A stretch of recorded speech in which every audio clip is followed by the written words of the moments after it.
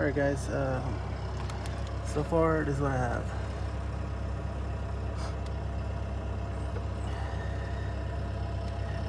The sensor goes this way, like this.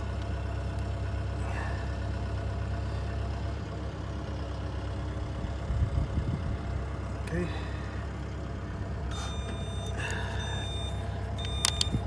This part here is like a nut, and you put this on the bottom of the, I guess, the fuel line tip. You push this one onto it, and then you throw this inside this one. That's how that works. So you don't tighten it too hard, just, you know, pretty snug. And this, all this does is prevent this from sliding off.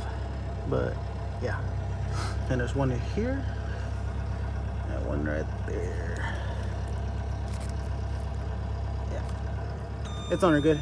It's swiveled, but I know it's on there. Okay, shouldn't leak.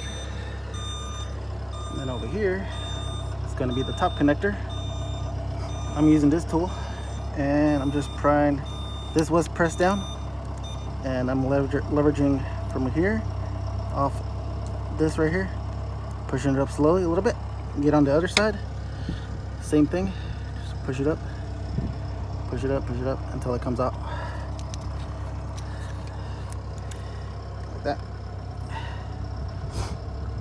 And this is the inside, right? Okay.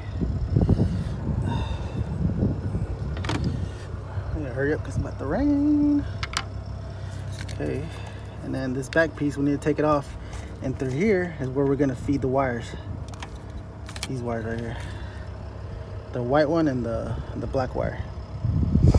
Okay, and they already have those little tips, so all you gotta do is push them through and hook them onto the correct pin. And just to show you, it's like this. Like, as I'm looking at it like this. This is the backside with with that black lid off. Okay, and it's gonna be that wire here is probably not there, but there is like a plug here, right? This is like, there's 2 rows on the bottom row right here. 1, 2. That one's the white wire, and on the second column, I guess, 1, 2, 3, 4. That's the ground wire. And you push that plug out, and then you're gonna feed them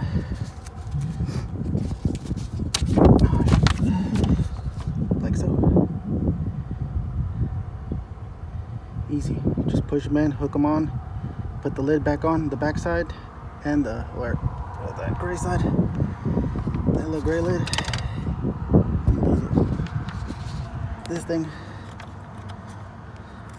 after it's nice and hooked on her, you put that back piece off. See, it's got those tabs. That's how it comes off. It has one here and the other side, and probably that front side. I'll figure it out, but that's all it is. And then it has a add a fuse right here. It's for this wire, pink wire. Okay, that's gonna come over here to your fuse box. It's gonna be this fuse right here, the 7.5. Pull it out,